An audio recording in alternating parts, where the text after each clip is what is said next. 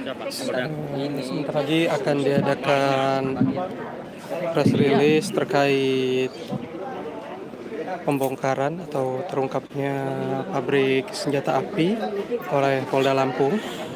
Dan ekspos kali ini langsung dipimpin oleh Kapolda Lampung sehabis ekspos akhir tahun.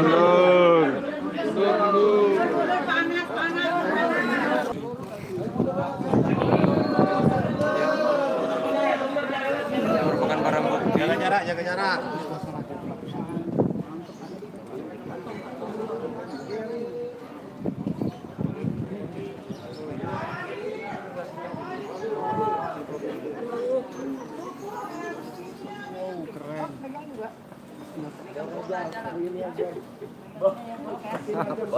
Megang golok begini. Jago ya megangnya ya.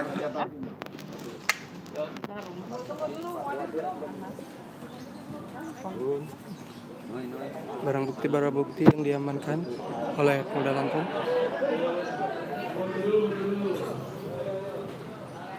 Ini Polda Lampung dengan timnya TKP 308 dipimpin oleh Dirkrimum sekitar tanggal 25 Desember melakukan penindakan penyitaan terhadap pabrik pembuatan, saya ulangi, industri yang melaksanakan pembuatan senjata api ilegal.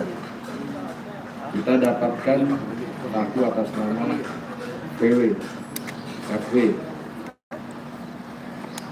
tinggalnya di Sukadana Ilir, Lampung Timur. Pelaku ini sudah melakukan kegiatan ini sejak 2016.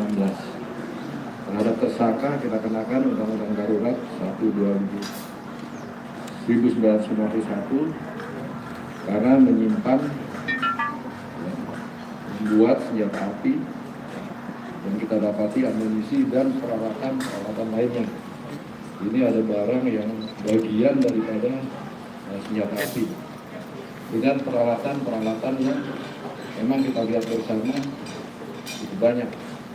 Penyitaan sudah dilakukan dengan harapan kita bisa mengungkap siapa yang telah membeli senjata api tersebut sehingga kita bisa melakukan penyelidikan.